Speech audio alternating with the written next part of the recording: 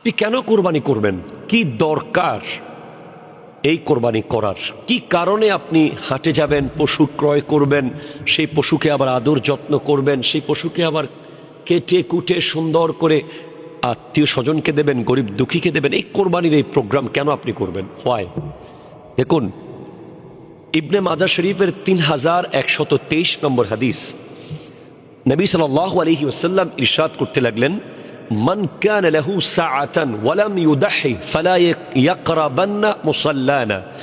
যার কাছে কোরবানি করার সামর্থ্য আছে, সামর্থ্য থাকার পরেও যে ব্যক্তি কোরবানি করলো না, সেজন্য আমাদের ঈদগাহে না আসে।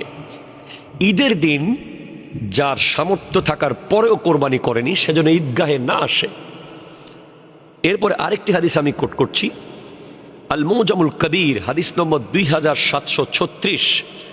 নবী সাল্লাল্লাহু আলাইহি ওয়াসাল্লাম ইরশাদ করতে লাগলেন, যে ব্যক্তি পূর্ণ আন্তরিকতা এবং সওয়াবের নিয়তে কোরবানি করলো, তার জন্য জাহান্নামের আগুন এর এবং ওই ব্যক্তির মাঝখানে কোরবানির পশু, এই কোরবানি বাধা হয়ে দাঁড়াবে।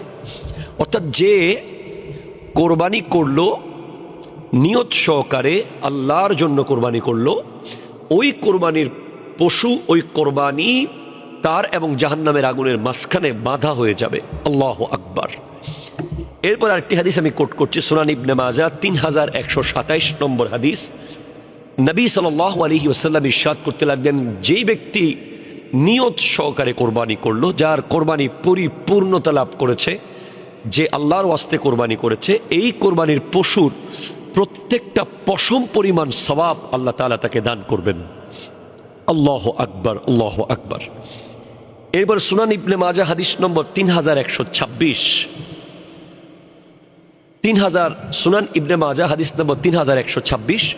নবী সাল্লাল্লাহু আলাইহি ওয়াসাল্লাম ইরশাদ করতে লাগলেন, কোরবানির দিন কোরবানির পশুর রক্ত বেয়ে যাওয়া, রক্ত প্রবাহিত করার চেয়ে উত্তম আর কোনো আমল হতে পারে না। এবং কাল হাসরের মাঠে এই কোরবানির পশু তার শিং সহ, তার চামড়া সহ, তার সব কিছু সহ হাসরের মাঠে হাজির হবে। এই কোরবানির পশু ওই ব্যক্তির পক্ষে হাজির হয়ে যাবে।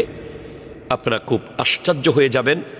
এবং কোরবানির পশুর রক্ত মাটিতে পড়ার আগেই আল্লাহ তাআলা কোরবানিদাতার কোরবানি কবুল করে নেন। সুবহানাল্লাহ। সেজন্য আমাদের উচিত হবে এই কোরবানি একমাত্র আল্লাহর জন্য করা, নিরেট নিয়ত, একেবারে পিওর ইখলাস নিয়ে কোরবানি করা।